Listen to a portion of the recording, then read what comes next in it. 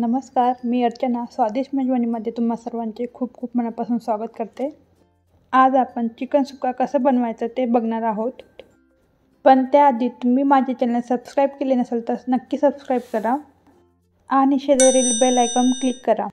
म्हणजे काय होईल, आठवड्यातून 5 रेसिपी मी अपलोड करते, त्याचे नोटिफिकेशन तुम्हाला मिळेल आणि तुम्ही माझ्या रेसिपी बघू शकाल। चिकन सुक्का करण्यासाठी मी इथे अर्धा किलो चिकन स्वच्छ धुवून घेतलेले आहे आणि 3 कांदे मी बारीक चिरून घेतलेले आहे। साधारण ह्या साईजचे 3 कांदे मी बारीक चिरून घेतलेले आहे आणि एक मोठा टोमॅटो मी बारीक चिरून घेतलेला आहे। 1.5 चमचा धना पावडर, 1 चमचा लाल तिखट, अर्धा चमचा हळद, 1 चमचा मटन मसाला, 1 चमचा काळा मसाला, अर्धा चमचा जिरा पावडर, थोडी कोथिंबीर मी स्वच्छ धुवून घेतली। छोटा तुकडा मी खोबऱ्याचा घेतला आहे, सुकं खोबरं आहे, तुम्ही ओलं खोबरं सुद्धा वापरू शकता।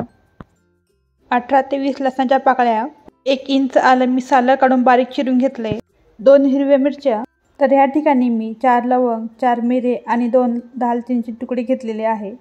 सगळ्यात आधी आपण कोथिंबीर, आलं, लसूण, खोबरं आणि खडे मसाले यांचं वाटण तयार करून घ्यायचं आहे।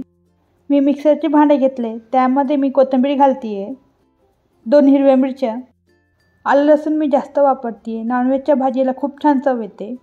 आणि हे सर्व मिश्रण आपण मिक्सरमध्ये वाटून घ्यायचं आहे।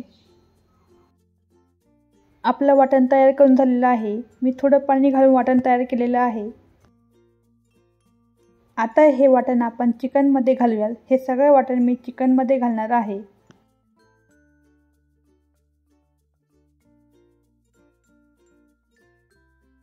तुम्ही बघू शकता, इथे मी सगळं वाटण चिकनमध्ये काढून घेतलेलं आहे।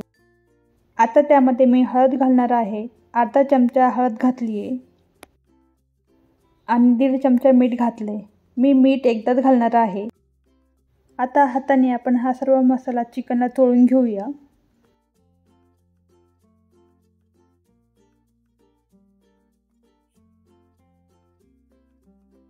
इथे माझा सर्व मसाला चिकनला तोडून झालेला आहे। आता आपण याला मॅरिनेशन करण्यास ठेवूया। हे साधारण 2 ते 3 तासासाठी चिकन मॅरिनेट होऊन द्यायचं आहे। तुम्हाला जर जास्त वेळ नसेल तर तुम्ही 15 ते 20 मिनिटे मॅरिनेट होऊन द्यायचं आहे। आता हे चिकन मी फ्रीजमध्ये 2 ते 3 तासासाठी मॅरिनेट करण्यासाठी ठेवते। तास झालेले आहे, चिकन खूप छान मॅरिनेट झालेलं आहे। आता आपण चिकन सुक्का करायला घेऊयात। मी कढईमध्ये करून दाखवणार आहे, तुम्ही कुकर या पातेल्यामध्ये पण करू शकता। कढईमध्ये मी साधारण 2 मोठे चमचे तेल घातलंय, तेल गरम झालंय। आता मी कांदा घालतीये, कांदा छान लालसर होईपर्यंत परतून घ्यायचा आहे। कांदा एकदम बारीक चिरून घेतलेला आहे। कांदा छान लालसर परतून झालेला आहे, आपला असाच कांदा परतून घ्यायचा आहे।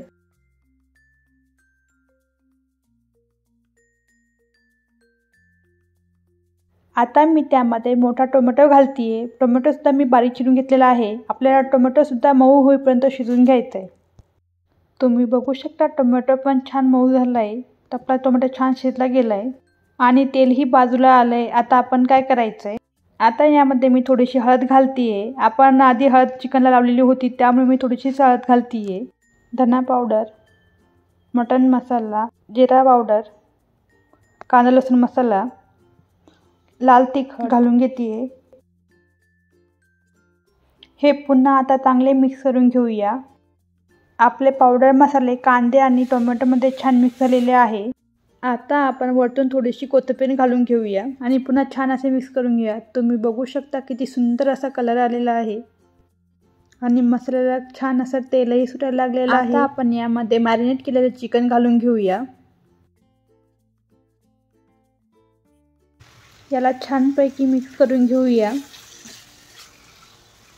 इथे चिकनला आपण साधारण 5 मिनिटे चांगलं परतून घ्यायचं आहे।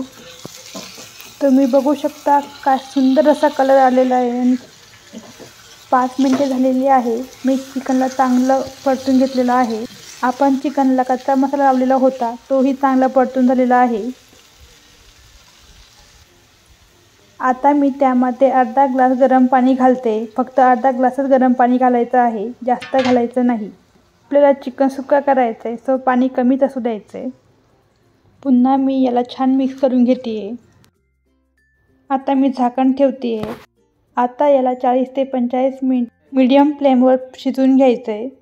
तुम्ही जर चिकन सुक्का कुकरमध्ये करणार असाल तर कुकरच्या 5 शिट्ट्या होऊ देण्याचे आणि गॅसची फ्लेम मिडियमच ठेवायची. 45 मिनिटं झालेली आहे. चिकन छान शिजलेलं आहे. आता मी झाकण काढते. बघू शकता किती सुंदर असा रंग आलेला आहे. मस्त वास सुटलाय. हे शिजवताना गॅसची फ्लेम मिडियमच ठेवलेली होती.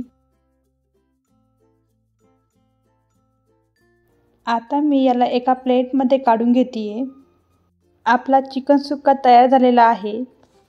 तुम्ही चिकन सुक्का चपातीबरोबर, भाकरीबरोबर खाऊ शकता किंवा भाताबरोबर पण खाऊ शकता. खूप छान लागतो. तुम्ही नक्की करून बघा. खूप सोपी पद्धत आहे. व्हिडिओ आवडला असेल तर लाईक आणि शेअर करायला विसरू नका. तुम्हाला माझी रेसिपी आवडली असेल तर कमेंट करून नक्की कळवा. चला तर मग पुन्हा भेटूया अशाच नव्या रेसिपीमध्ये. धन्यवाद.